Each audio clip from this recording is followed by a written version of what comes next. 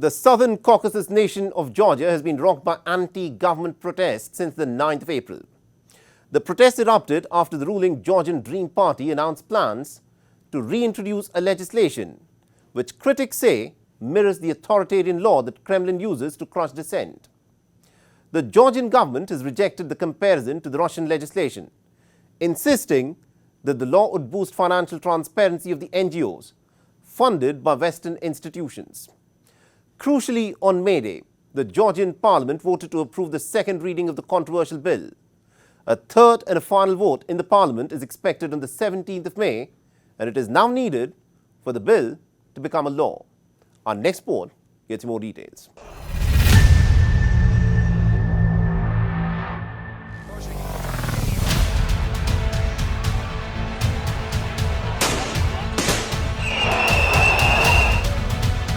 We should have a free country. For almost a month now, protesters in Georgia have been taking to the streets of the capital, Tbilisi, and several other cities, after the government announced on the 3rd of April that it would reintroduce a foreign agents bill, renaming it a bill on the transparency of foreign influence. The controversial bill requires media and non-commercial organizations receiving more than 20% of their funding from abroad to register as agents of foreign influence. Protesters say that the bill resembles a repressive Russian law on foreign agents used to crack down on dissent. The bill cleared its second reading in the 150-member Georgian parliament on Mayday with a vote of 83 to 23. The leader of the main opposition party, though not hopeful, denounced the law and appealed for its withdrawal.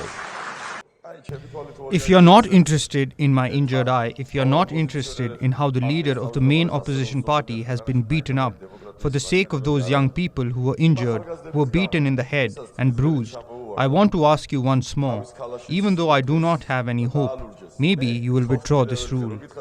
There are only 5 months left before the elections. Maybe I could not manage to ever see from the eye, but the country will see the truth. A day before, the Georgian police violently broke up a demonstration against the bill by firing tear gas, rubber bullets and stun grenades. Water cannon was also deployed to disperse protesters. Reportedly, in the brutal crackdown, the protesters were beaten up and at least 63 were arrested. Following the approval of the second reading on Wednesday, thousands of protesters continued to protest late into the night, shutting down central Tbilisi. With the second hearing, the law has been passed, which is absolutely ridiculous and stupid things to do in this situation right now, when you are seeing people this many here, and we are gonna stand till the end, till the very end, because there is the third hearing on May 17th, and we're not gonna lose the sparkle. We're not gonna lose our power and lose our drive. We're not gonna do it. Last year as well, the government's attempt to introduce the Foreign Agents Bill was thwarted in the face of massive street protests. A former Soviet republic, Georgia has sought for years to deepen relations with the West. A 2023 poll found that more than 80% of 3.7 million Georgians supported joining the European Union.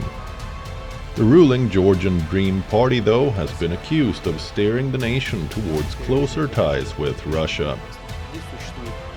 Reportedly, Georgia's Orthodox Church, one of its most respected institutions, has called for the government and the protesters to hold talks in order to peacefully resolve what it described as a political crisis. Will the crisis be peacefully resolved, or is Georgia heading for even more turbulent times?